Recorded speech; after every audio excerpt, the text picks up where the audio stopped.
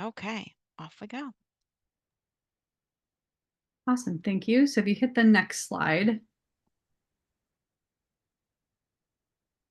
So just want to give HRSA funding acknowledgement there for your reading pleasure. All right. You hop to the next slide. So our office hours are really structured to help you answer any questions that you might have with regard to any of your, and again, our focus is really around ED expansion efforts that PMHCAs are engaged in. Much of what we focus on, we take a quality improvement approach to a lot of our work. So we tailor that to all of our presentations. And so again, while we have a somewhat formalized looking outline, this is really meant to be an open conversation. So at any point in time, as we're presenting certain materials, feel free to unmute yourself or drop in the chat questions you might have, or if you're like, hey, that wasn't clear. This is a very informal setting. So this office hour is actually broken up into 3 separate hours, all in sequence. So from 9 a.m. to 10 a.m. Eastern, we're going to be focused on quality improvement tools and really looking at the quality improvement framework, what that means to you. Again, if you're not familiar with QI, or maybe in your institutions you've been exposed to it, but you're like, hey, I'd like to learn a little bit more about it and what it means for my work, this hour is for you. The second hour from 10 to 11 a.m. Eastern, really focused on looking at different PMHCA ED expansion projects, really just sharing some exemplars in the field, and exploring what does it look like to maybe collaborate with one another and exploring that mentor-mentee relationship. Over this past year, we've involved a number of PMHCA teams who are specifically working on ED expansion work, all at varying places in their work. Some are very advanced, others are just beginning. And that's a great atmosphere to be working together, to get everyone at the same table, to be able to learn from each other. And even the teams who have been doing this for a couple of years now, they still have a lot to glean from the newer folks too. So we want to talk about that in that second hour. And then that third hour, I'm going to be looking at how to select really strong project interventions and looking towards sustainable outcomes. So again, kind of breaking down some specific quality improvement tools. While this first hour is going to be very high level, that third hour is going to be looking at some really specific tools that you can apply to your work. You hop to the next slide. I just do wanted to make a thank you, Jan. A little bit of clarification. We do recognize 3 hours could be too much. So just for the matter of time, so we will be breaking each hour, and the didactic part is meant to be only the educational part where Jen and I talk, only meant to be for 20 to 30 minutes, and then the opportunity to discuss, ask questions, and then take an evaluation after each hour is going to be very helpful to us then to structure our further educational opportunities. So please do so. We will allow time for that. So with that being said, we were hoping to have about 10-minute break from one segment to another. So we will break at 9:50 and then 10:15, and then you'll have an opportunity to take a coffee break. As I understand, for some of you, it's early, very early in the morning. All right. And with that, I think it's going to be my part. So for those who are not familiar, what is quality improvement? We recognize that there's something that everyone can apply to their everyday situations, everyday alive scenarios. So it's basically a framework, right? It is in something that helps us kind of think us through the issues or problems that we have or face every day. And it consists of, let me see, 1, 2, 3, 4, 5, 5, 6 parts.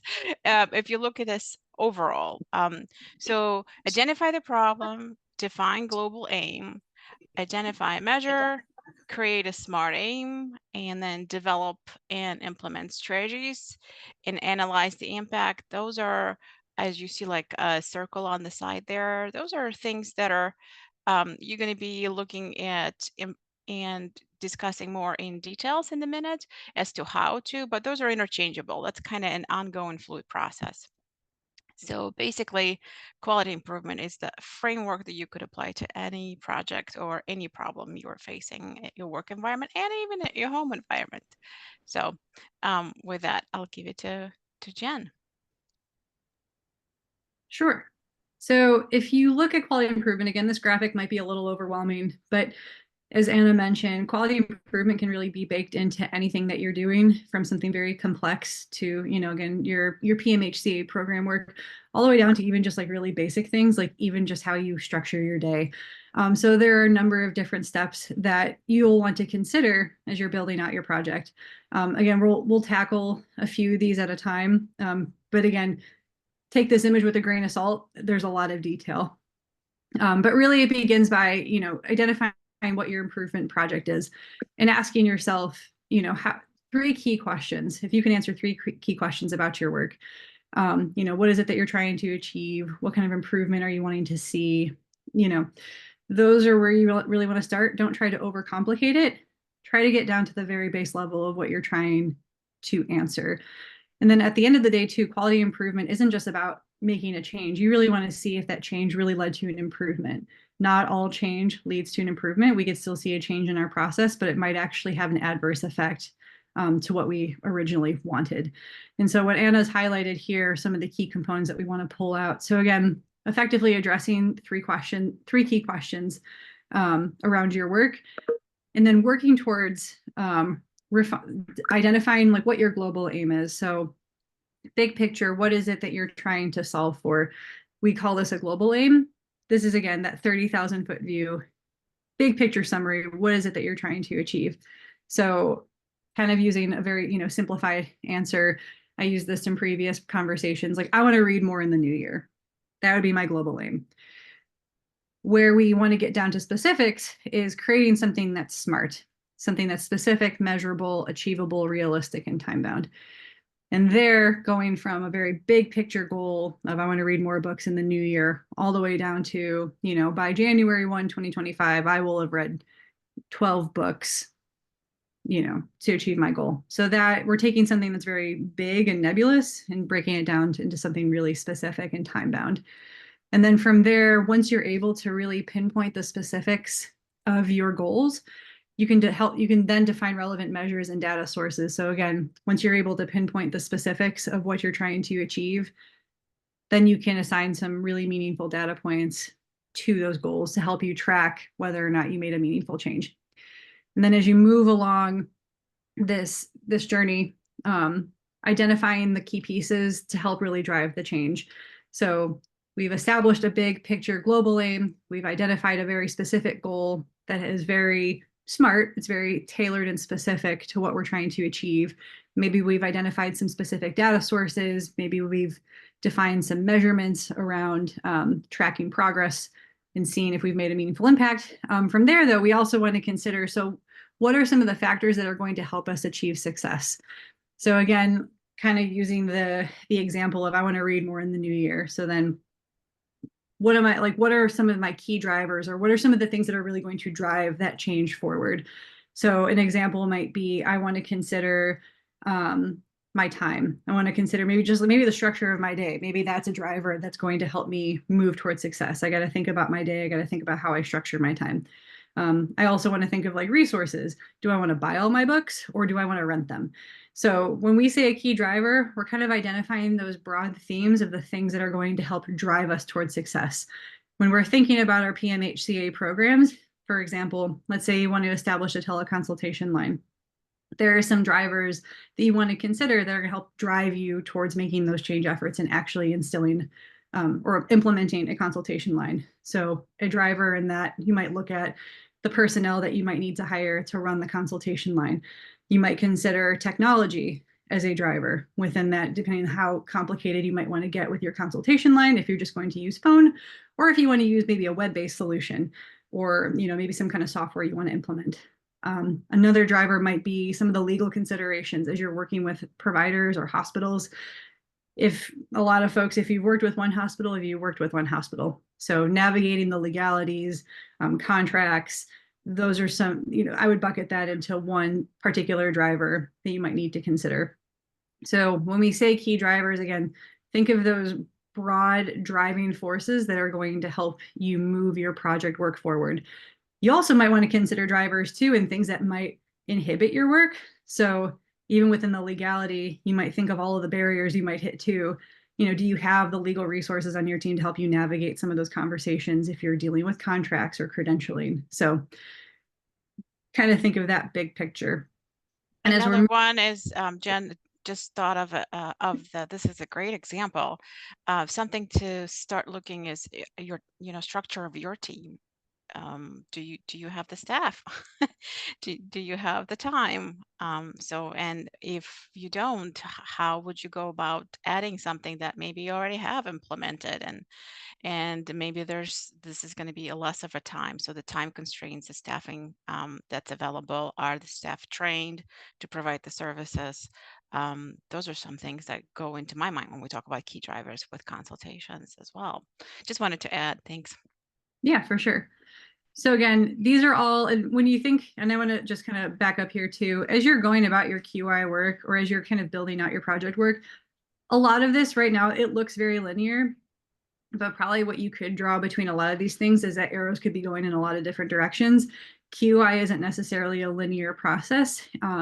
Quite the opposite. It could be cyclical. You could start at varying points depending on your team's capacity, the resources you have, the folks that you're working with. So just kind of keep that in mind as you're looking at this and you're like, oh, my project work looks nothing like this. We're all over the place. That's okay. This is just identifying those critical components that you want to consider as you're moving about your project journey.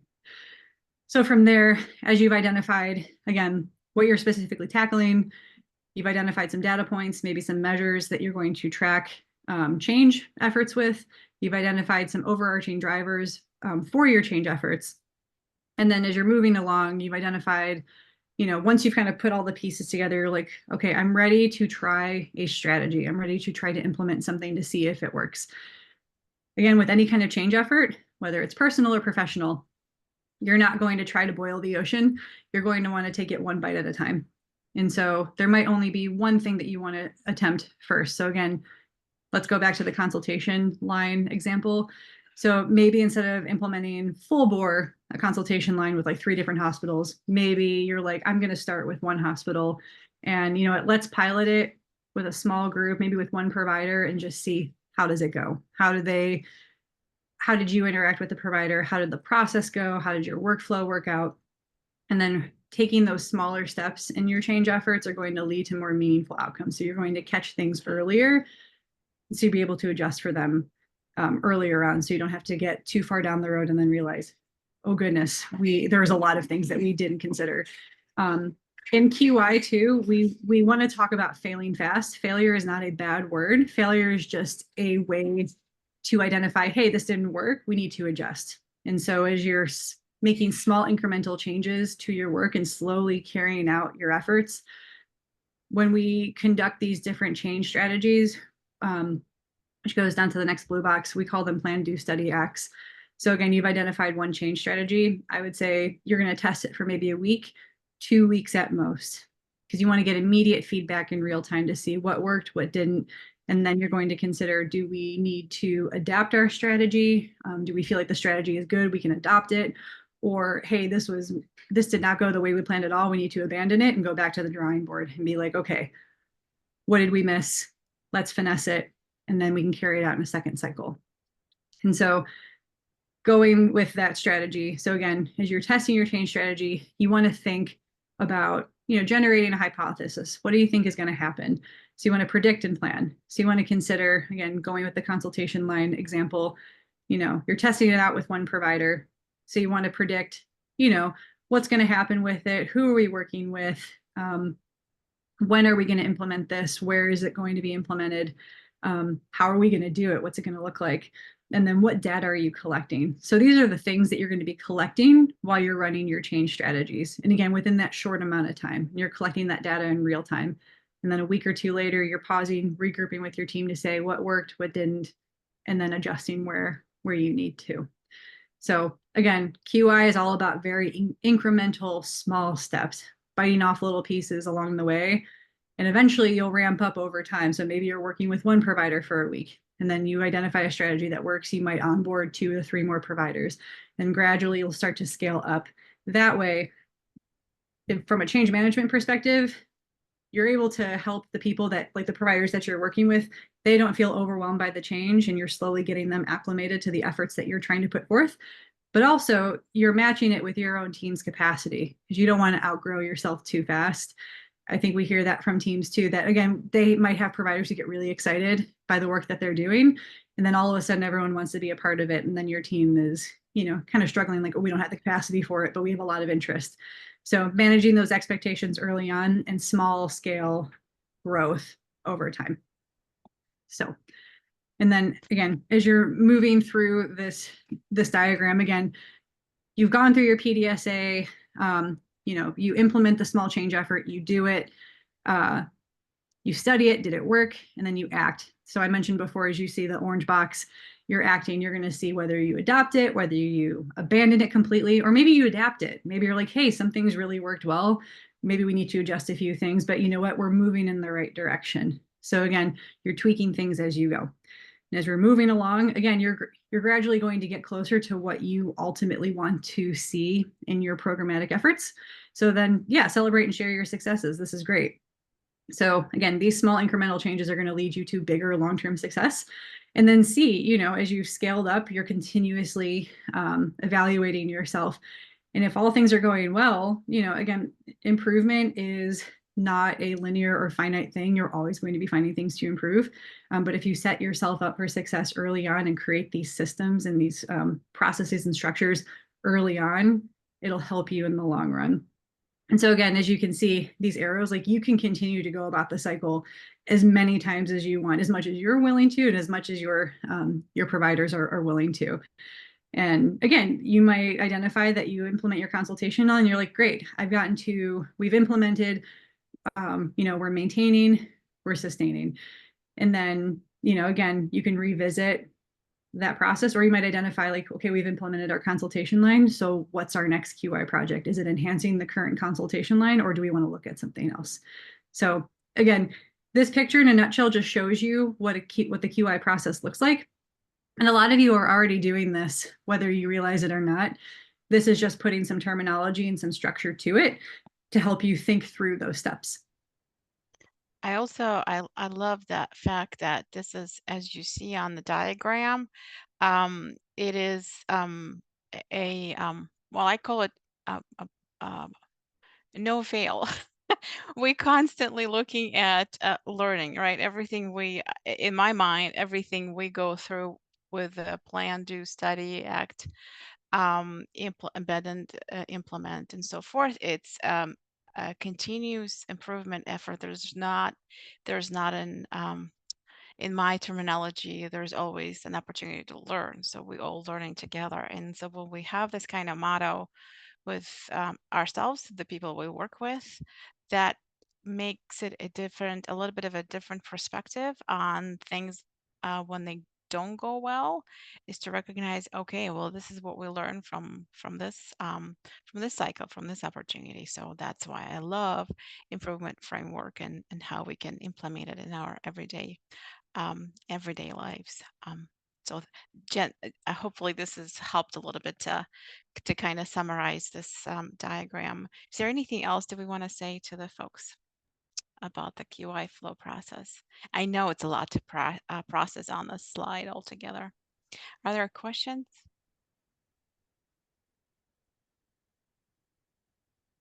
And if it's Ah, helpful too, we have some yeah. subsequent slides that will break down some of those tools. As you're looking at this, you're like, I don't know what a PDSA is. We will show you what some tools and strategies you can use.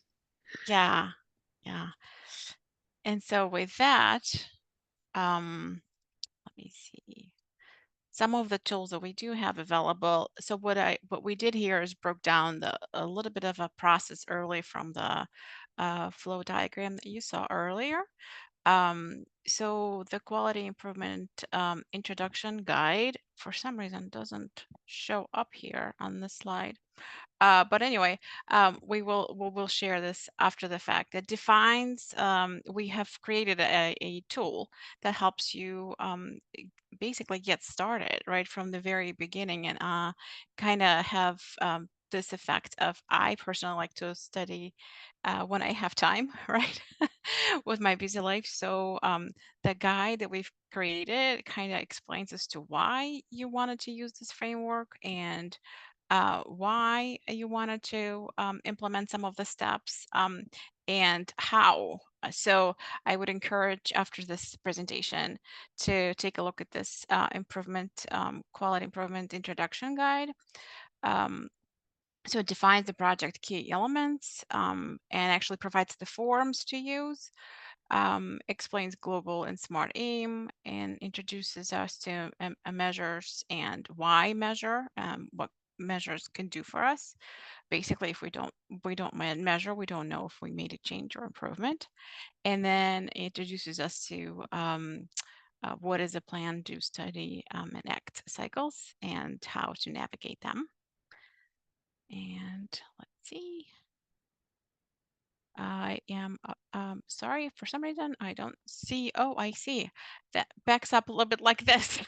So those are the some of the forms that we have in the guide. So it'll help you to navigate and kind of work them together with a group. So it gives you those guiding questions to organize yourself, organize your first change, and define some of the key elements that you might want to keep in mind when you're communicating with stakeholders. What are a project background? What are we measuring with us? What goal are we trying to achieve? What population are we trying to connect with? So I find it very helpful to have it handy. And again, we will provide that as well. And at some point, it will be posted on our website. And the next segment of that flow diagram that we discussed about smart aim, measures, definition, potential key drivers. We have had a series of office hours this year. And I've provided the links here, which I'm not going to click on, but we'll share after this presentation that tackles every single component of that flow diagram and gives you step by step. And I call them on-demand webinars where you can check them out. If you're interested to learn about how do I create a global aim, how do I create a smart aim, well, click on the link and watch a webinar. They're not long. I think they're like within less than an hour. So hopefully you'll take advantage of it. I put the dates because it will be easier to find, and I also put the links so you kind of know where to go for what.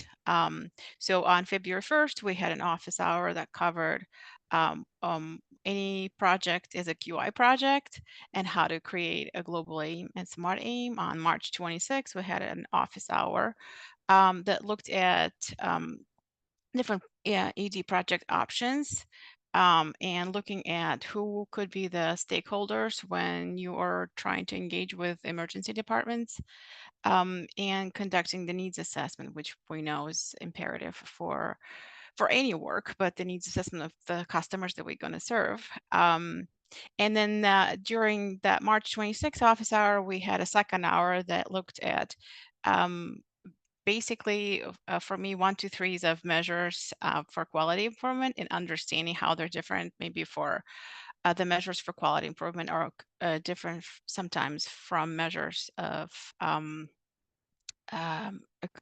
different um, um, other bodies that may be looking at like HRSA and um, I'm looking from the hospital perspective of accreditation. Those don't have to match. Sometimes they do, but they don't have to. So that second hour does explain and goes into a little bit more details and ABCs of measures for somebody like myself who haven't really looked or appreciated the measures prior starting to this position. So just wanted to point that out. That's available. And then also With continuation of that, on May 2nd, we had an office hour that looked at different data collection tools. I'm sure many of you using all kinds of things like Excel and um, Qualtrics is the one that were mentioned before, and there were many like RedCap, many others. But we also wanted to share that this is available if you're curious to learn about what's out there and what we provide, um, or could work on providing together. And then the office hour on the 25th was putting it together and how to, like step by step. There was an example we've dissected on how to identify key driver and how to set up a plan to study act um, a cycle. So with that, is there anything I'm forgetting, Jen? No, I don't think so. What we'll do too, and I can have Hannah, if you don't mind dropping in the chat where we have our calendar of offerings and where folks can find this as well, that would be great.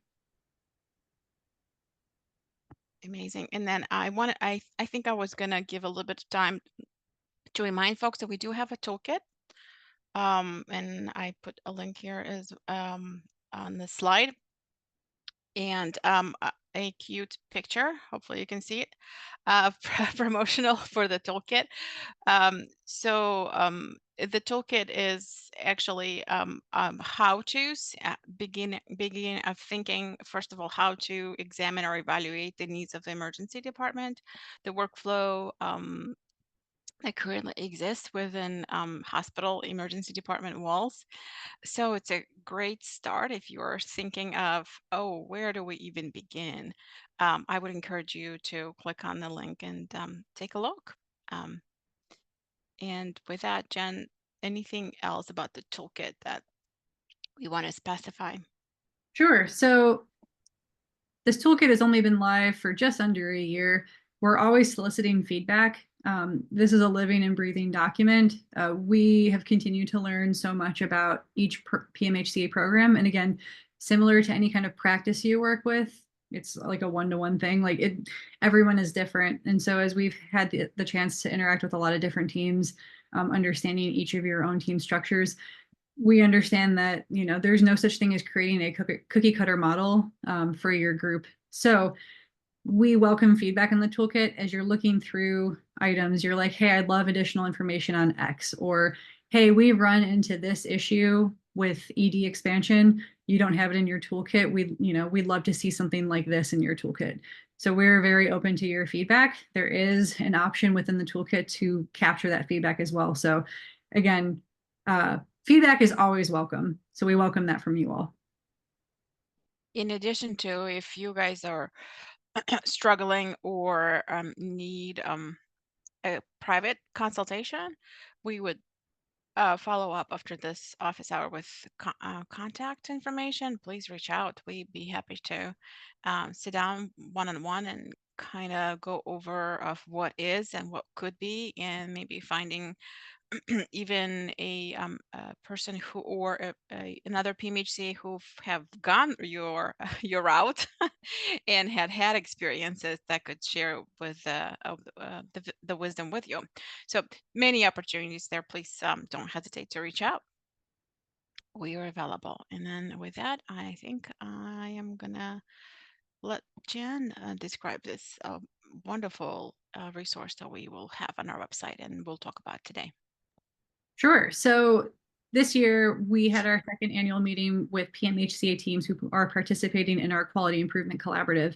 And again, within that collaborative, it's really bringing together teams who are working on similar things. Again, all of these teams are at very different places in their work. Again, some more advanced, some at the very beginning, which is totally fine. That's what makes up a collaborative and what makes it successful. And so to really give folks a chance to consolidate the learning, and we've offered a myriad of different webinars, tools, and resources, but really putting something together that's kind of like a one-stop shop, just like the toolkit is, putting together, something that's really piecewise for folks to work through. And so we put together a workbook for our annual meeting that takes all of those key tools that you can use in your QI efforts and putting them all in one place. So it includes, defining your action plan, explain what a collaborator grid is, Smart Aim pages, key driver diagram, PDSA worksheet. And actually, if you don't mind, I have it pulled up. Do you mind if I steal the screen from you, Anna? One moment. Absolutely. You want me to stop sharing? No, you're good. I think I can steal it from you. And then we'll hop back to your page. I was gonna give you guys it still needs to be updated for the website, but just to kind of give you a sense of what we gave folks. Because again, we have a whole host of resources on our website and we link to a lot of different things. The EIC website is a very robust resource and where you can access a lot of quality improvement tools. But we really wanted to pull out what we thought might be most important to you at this stage. And so again, pulling things Does out. everyone can see the screen? I just want to make sure, Jen, before we Yeah. Yes. get okay, great. So again, what we wanted to do is just pull out, because again, a lot of this can be very overwhelming. You're like, what do I even start with? And so we tried to put it in some kind of sequential order for folks to say, hey, if you don't know where to begin, maybe the first place you want to start is like, who am I going to work with, and really map out who are my advocates, who are the key collaborators that I want to work with. And so then each section is broken down into what is this? What does it do for you? And then using a template that the EIC has created. Same thing, you've identified your stakeholders or your collaborators, then you want to start to define what does your action plan look like. And so this resource, again, is really just aggregating everything that lives on our website and pulling some of the resources from our toolkit all into one kind of easy to work document to help you think through your QI work. So again, if you're trying to do it as linearly as possible, or at least in some kind of order so you don't go crazy, this is a really good resource. And I think we've gotten some pretty good feedback from folks just to help folks apply the tools in a way that makes sense to them. So we're still restructuring this so it can go live on the website. But just so you kind of get a sense of the different tools that we're trying to make available. So I can give you back the screen, Anna. Yep, I'll take it.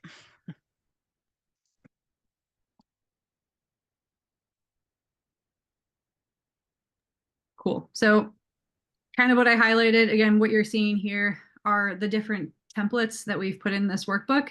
Again, if you're not quite sure where to start, or you're like, well, just give me the checklist and I'll work through it, or give me the worksheet and I'll do it.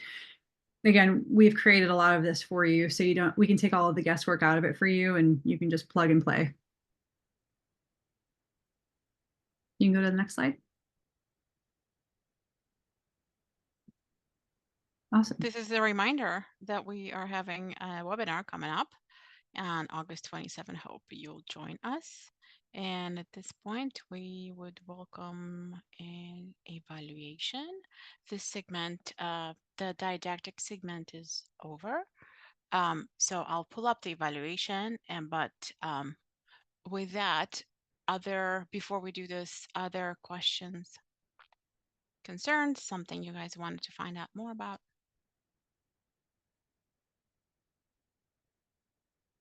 All right, none here in it.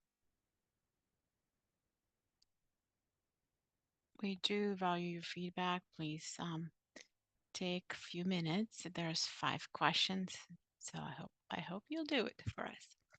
All right, let me pull this up, and you're gonna have to tell me, guys, if you see it in 2 minutes or not. Yep, you're good.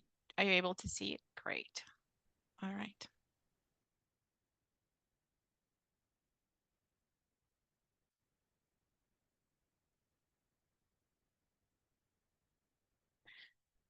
So we'll give it about 5 minutes to complete evaluation. Then we'll take a 10-minute break.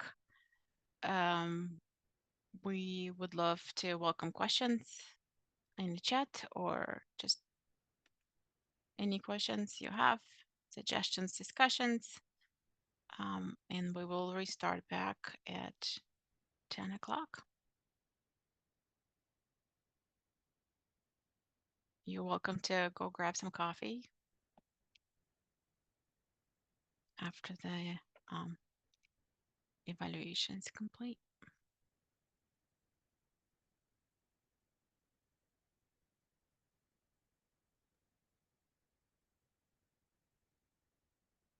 Thank you all for joining this segment.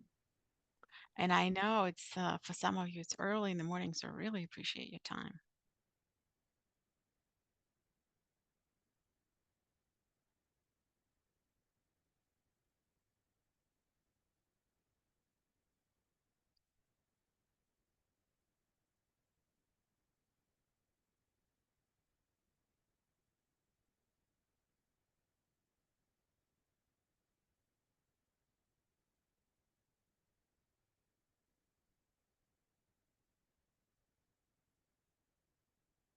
All right. Looks like people are answering. Great. I'm seeing some responses. Please don't hesitate to. I'll keep the poll up for a little bit longer.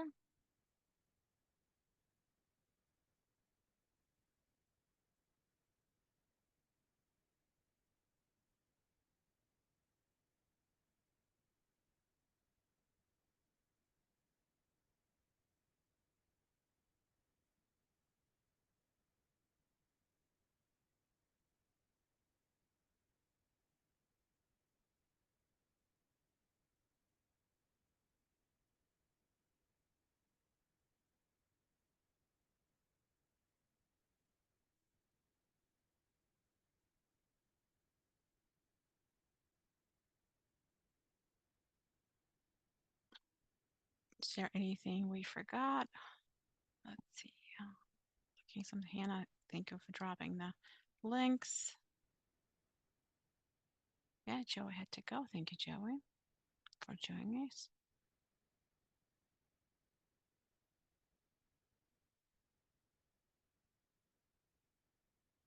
Okay, going to end poll. Thank you for your responses. Really appreciate them.